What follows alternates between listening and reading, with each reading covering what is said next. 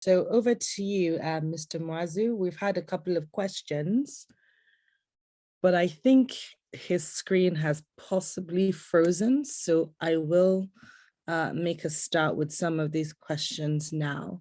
The first question is for Dr. Malala. Can I confirm you can all hear me well? Yes.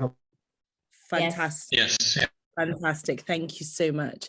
The first question is for Dr. Malala.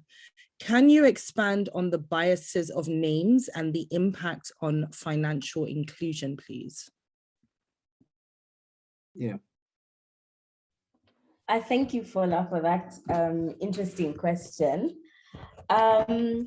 So just to give a brief context, so Kenya is home to displaced people, among them the Nubian community who originated from now what we know as Sudan,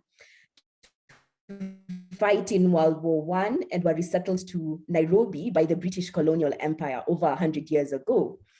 And so to date, they aren't recognized as Kenyan citizens, despite years of advocacy to change this. And they often undergo a discriminatory vetting process in order to acquire ID cards.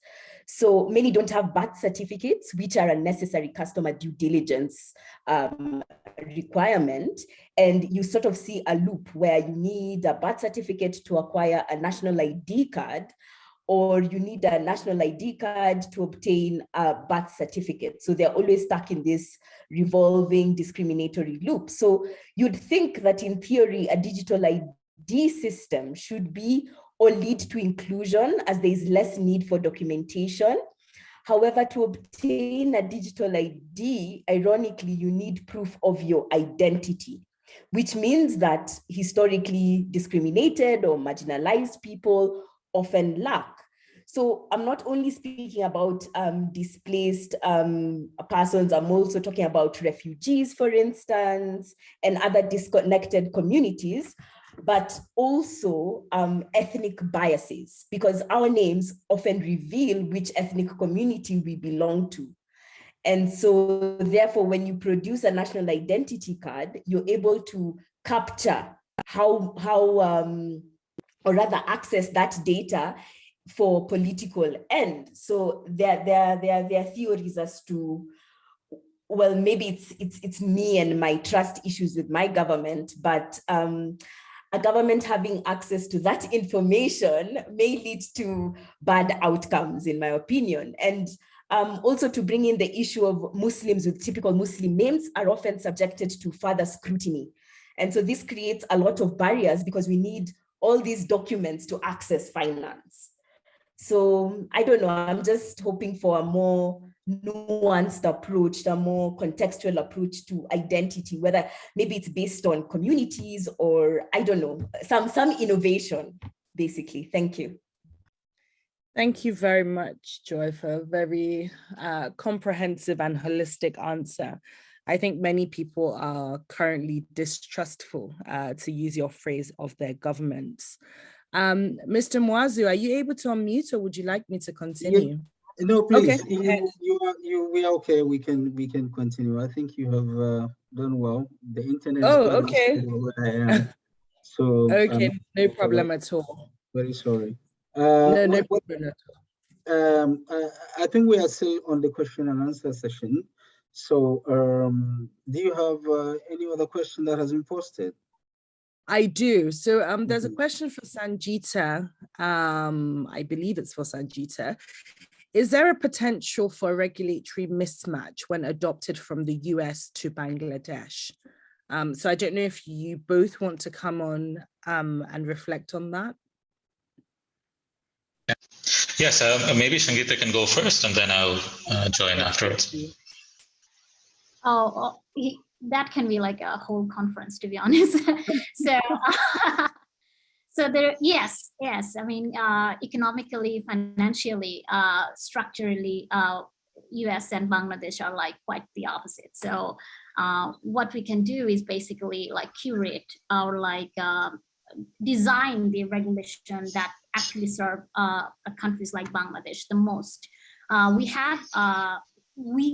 The reason I'm saying that I'm kind of like I don't blindly support something that's going on in the West and should not be, we should not just adopt it straight away without scrutinizing it, because this is a whole new dimension we're talking about. We're talking about like virtual current or virtual assets, or like adopting a new technology which has never been applied in Bangladesh. Maybe I know I said that like Bangladesh is adopting emerging technologies, but like at a very small scale, and we haven't seen the impact yet. So I would be very cautious with respect to innovation, and there could be regulatory mismatch. The reason is, if you look at the US financial market, it's mostly it's not real economy based. Whereas in Bangladesh, we have a big real economy. Our financial system is not as developed as the United States. So we can take the best principle. We can try to see whether it works for us or not. But yes, the question is the regulatory mismatch. There are a lot, and we can be cautious about like adopting those. But the best principles are there. So we have something to begin with. Yes, Moshe, please. Thank Okay, you. I I just asked wanted- Moshe to Yeah, just go ahead, please. respond. Do you have another No, question? yes, go ahead, please. Thank you. No, I this just is wanted fine. to add, Yeah, go ahead, Moshe. I just wanted to add that I think, especially if we go into the nitty-gritty details about how licensing should be done, it's not only a question of learning from the best practices, but also from the mistakes that the US has made and other developed jurisdictions have made in regulating virtual asset service providers, for instance. So for instance, with the whole bit license saga that happened a few years ago in New York, there's a lot of lessons to be also learned from some of the problems that they've encountered and how would we overcome them. It also, and I think the reason why both of us talked about the blockchain strategy is that it's a lot about thinking of how do we want to position ourselves compared to our neighbors, compared to other economies that are in a similar position and have a similar composition as us in this particular space. We have an experience, as I had briefly mentioned, with respect to mobile financial services, which which is a bit different than like a context like the United States, which Shongita mentioned. But we also have, I think, other sort of dynamics which will also become relevant, like especially about how our way of using digital identity develops.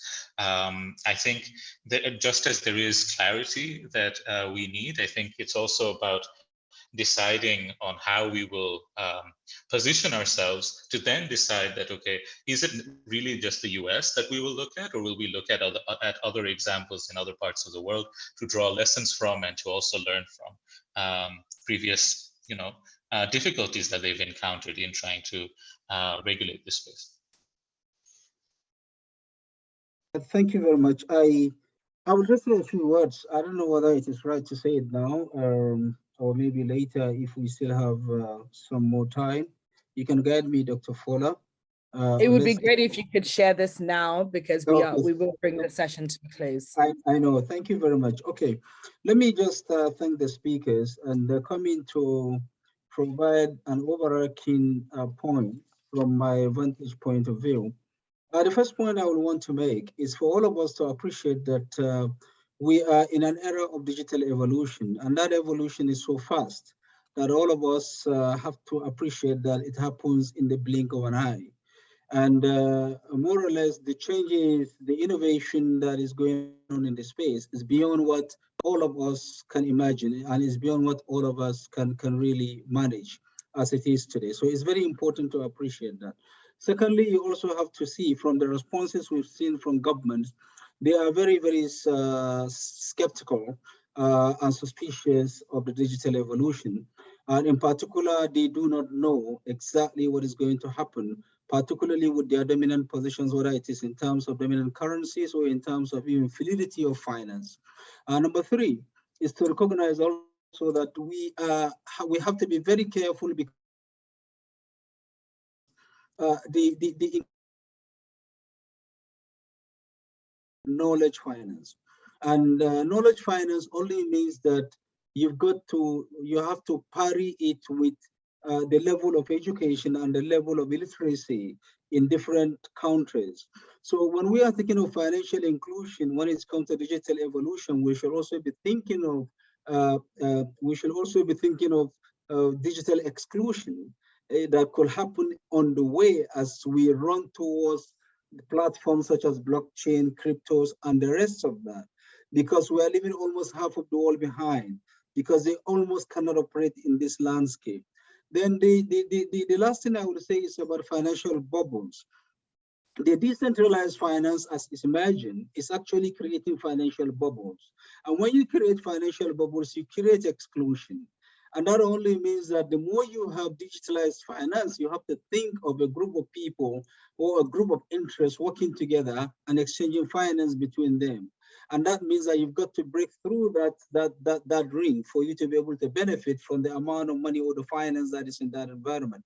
So I think while we think of how we can use technology to solve problems of financial exclusion and to accelerate financial inclusion, we shall never forget that actually technology itself can create its own financial exclusion and can create a big divide in society. And so we have to be very careful the road we take, how we manage it. And finally, I will say that the global governance is evolving and has not evolved.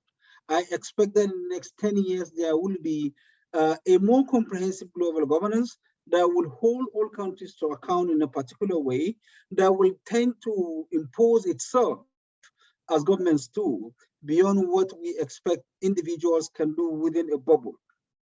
And this only means that everything we are doing today is fluid and anything can happen going into the future. So we should never cast everything in stone today because the stone itself can be melted tomorrow. Thank you very much, Dr. Follad. Thank you so very much for that, those insightful final thoughts.